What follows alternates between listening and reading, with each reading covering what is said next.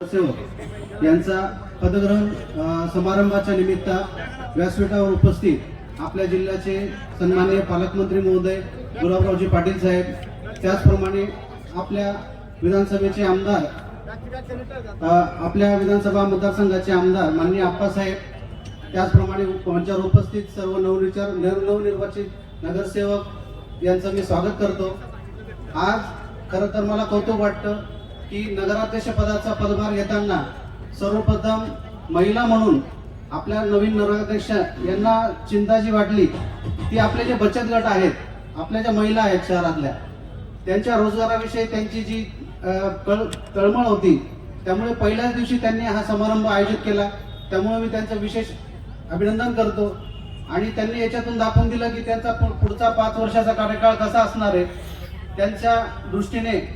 जे महत्त्वाचे घटक आहेत ते कोणते असणार आहेत आणि त्यातला सर्वात महत्त्वाचा घटक हा महिला बचत गट तसेच एकूणच महिला वर्गाचा असणार आहे। त्यामुळे त्यांच्या रोजगाराविषयी त्यांची जी तळमळ होती, त्यामुळे आज महिला बचत गटांसाठी विशेष हा मार्गदर्शन मेळावा त्यांनी आयोजित केला। मी हे सांगू इच्छितो की मागील 10 वर्षाच्या काळामध्ये, 10 ते 15 वर्षाच्या काळामध्ये माननीय आप्पासाहेबांच्या माध्यमातून जो काही शहराचा विकास झाला, त्यामध्ये महिला बचत गटांच्या